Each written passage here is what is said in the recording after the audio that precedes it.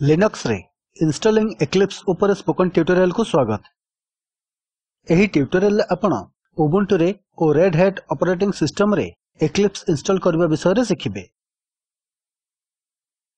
एही ट्यूटोरियल पय आमे उबुंटू 11.10 व्यवहार करूछु।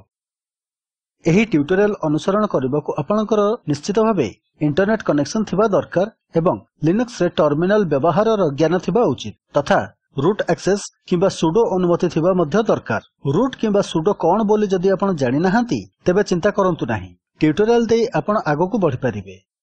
जदि आपण प्रॉक्सी व्यवहार करूथवा नेटवर्क रे अछंती तेबे आपणको पाखे निश्चित भाबे प्रॉक्सी एक्सेस थिबा दरकार। जदि नाही तेबे संपर्कित ट्यूटोरियल्स पय दया करी हम वेबसाइट देखंतु। प्रदर्शित कमांड गुडी को व्यवहार करी आमे एबे उबुंटू रे एक्लिप्स इंस्टॉल करिबा एवं ताहाकू रेड हैट रे करबा पय आवश्यक छोट परिवर्तन विषय रे मध्ये सिखिबा।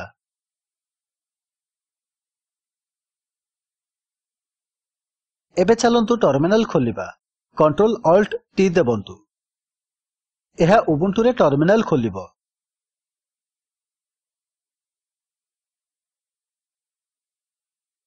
जदि आपण प्रॉक्सी व्यवहार करूथवा नेटवर्क रे अछंती तेबे ताकू आपणको टर्मिनल रे सेट करबाको पड़िबो। जदि आपण प्रॉक्सी कोन बोली जानि नाहंती तेबे आपण ताहा व्यवहार करूथवा नेटवर्क रे नथिबे, तेनु आपण एही पदांक छाडी देई परिबे। प्रॉक्सी व्यवहारकारी माननकु एहाको सेट करबाको हेबो। प्रॉक्सी दुई प्रकारर अटे। गोटी करे यूजर नेम ओ पासवर्ड दरकार, जेतेबेले कि अन्यटी रे नुहे। संबंधित व्यक्तिंक ठारू आपण केउ प्रकारर प्रॉक्सी व्यवहार करूछंती जानंतु। टर्मिनल रे टाइप करंतु सुडो स्पेस -s। कुहा गले पासवर्ड टाइप करिवे। ध्यान दियंतु जे आपण पासवर्ड टाइप कले आस्ट्रिक्स किंबा अन्य संकेत भाबरे कोनोसी फीडबैक पाइबे नाही। एंटर दाबंतु। देखंतु प्रॉम्प्ट सिंबल डॉलर रु हैश रे बदल जाईछि। एबे टाइप करंतु export space http_proxy equal to http://tsuser:10.24.0.2:8080।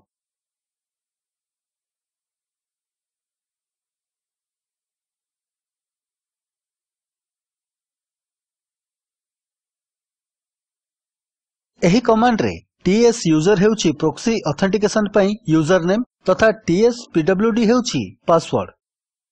दया करी निज आवश्यकता अनुसार एही वैल्यू गुडी को बदलांतु। प्रॉक्सी रो होस्ट एड्रेस हेउची 10.24.0.2 ओ पोर्ट नंबर हेउची 8080। निज आवश्यकता अनुसार एही विवरणी गुडी को मध्य बदलांतु। एंटर दाबंतु।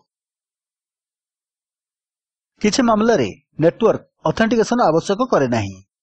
एही परि मामला रे यूजर नेम ओ पासवर्ड को खाली छाडी दिया जाई पारे। जेहेतु मोर प्रॉक्सी ऑथेंटिकेशन आवश्यक करे नाही, मु सही विवरणी गुडी को काढी देउछि। पूर्व कमांड पाइबा पई अप एरो देबी यूजर नेम ओ पासवर्ड काढी दियंतु एवं एंटर दाबंतु। एही कमांड गुडी को http प्रॉक्सी सेट करे। http प्रॉक्सी किपरि सेट करे जाय आमे जानिछे।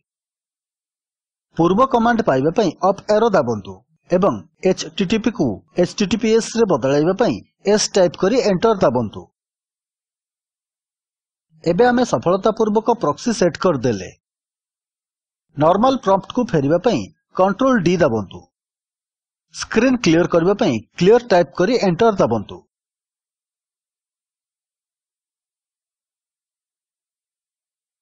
एबे आमे एक्लिप्स इंस्टॉल करिबा। टाइप करंतु sudo space apt-get space update.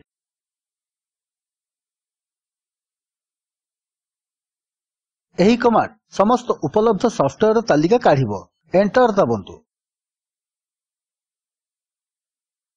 आपणकर इंटरनेट स्पीड उपरे निर्भर करी सॉफ्टवेयर तालिका काढिबा पई एहा किछि समय नेबो।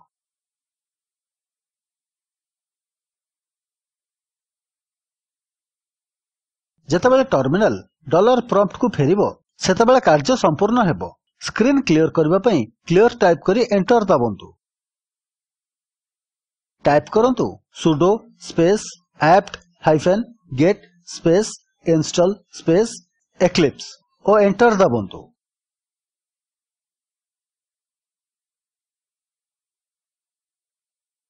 ଏହି କମାଣ୍ଡ Eclipse ସଫ୍ଟୱେयर କୁ ଖୋଜି ସିଷ୍ଟମ ରେ ଇନଷ୍ଟଲ କରେ।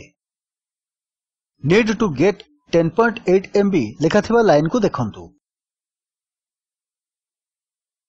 ଆପଣଙ୍କ ସିଷ୍ଟମକୁ ଆଧାର କରି ଏହି ସଂଖ୍ୟା ଭିନ୍ନ ହେବ ତଥା ଆପଣଙ୍କ ଇଣ୍ଟରନେଟ ସ୍ପିଡ୍ ଉପରେ ଆଧାର କରି ପ୍ୟାକେଜ ଗୁଡ଼ିକୁ ଖୋଜିବା ପାଇଁ ଆବଶ୍ୟକ ସମୟ ଭିନ୍ନ ହେବ। Y କିମ୍ବା N ପ୍ରମ୍ପ୍ଟରେ Y ଟାଇପ୍ କରି ଏଣ୍ଟର ଦାବନ୍ତୁ। ସମସ୍ତ ଆବଶ୍ୟକ ପ୍ୟାକେଜ ଗୁଡ଼ିକ ଡାଉନଲୋଡ୍ ହୋଇ ସିଷ୍ଟମରେ ଅନପ୍ୟାକ୍ ହୋଇଗଲା।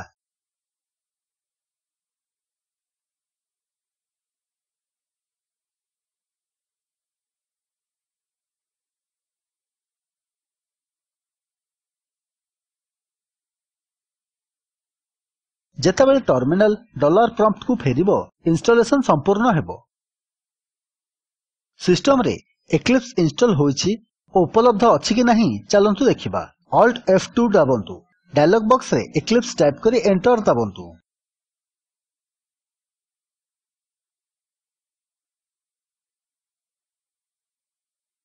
ଏହା Eclipse ଆପ୍ଲିକେସନ ଲଞ୍ଚ କରେ। ଯଦି Eclipse ଇନଷ୍ଟଲ ହୋଇନଥିବ ତେବେ ଏହା ଆପ୍ଲିକେସନକୁ ଖୋଲିବ ନାହିଁ। ଆମେ ୱର୍କସ୍ପେସ୍ ଲଞ୍ଚର ପ୍ରମ୍ପ୍ଟ ପାଇବା। ଆଗକୁ ବଢ଼ିବା ପାଇଁ ଓକେ କ୍ଲିକ୍ କରନ୍ତୁ। ୱେଲକମ୍ ଟୁ Eclipse ପେଜ୍ ଦେଖାଦେବ। ଏହାର ଅର୍ଥ ସିଷ୍ଟମରେ Eclipse ସଫଳତାପୂର୍ବକ ଇନଷ୍ଟଲ ହେଲା।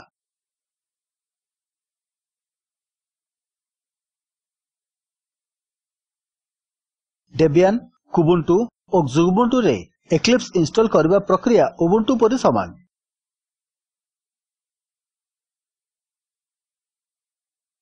Red Hat ରେ Eclipse ଇନଷ୍ଟଲ କରିବାର ପ୍ରକ୍ରିୟା ମଧ୍ୟ ଉବୁଣ୍ଟୁ ପରି ସମାନ। କେବଳ ପ୍ରଭେଦ ହେଉଛି ଖୋଜିବା ଓ ଇନଷ୍ଟଲ ପାଇଁ ବ୍ୟବହୃତ କମାଣ୍ଡସ୍। ସଫ୍ଟୱେୟରର ତାଲିକା ଖୋଜିବା ପାଇଁ sudo space yum space update ବ୍ୟବହାର କରନ୍ତୁ। Eclipse ଇନଷ୍ଟଲ କରିବା ପାଇଁ ବ୍ୟବହାର କରନ୍ତୁ sudo space yum space install space Eclipse। Fedora, CentOS ଓ ସୁସେ ଲିନକ୍ସରେ Eclipse ଇନଷ୍ଟଲ କରିବା ପାଇଁ ପ୍ରକ୍ରିୟା Red Hat ପରି ସମାନ। ଏହା ଆମକୁ ଟ୍ୟୁଟୋରିଆଲର ସମାପ୍ତିକୁ ଆଣେ। ଉବୁଣ୍ଟୁ ଓ ସେହିପରି ଅପରେଟିଂ ସିଷ୍ଟମ ଏବଂ Red Hat ଓ ସେହିପରି ଅପରେଟିଂ ସିଷ୍ଟମରେ Eclipse କିପରି ଇନଷ୍ଟଲ କରାଯାଏ ତାହା ଆମେ ଦେଖିଲେ।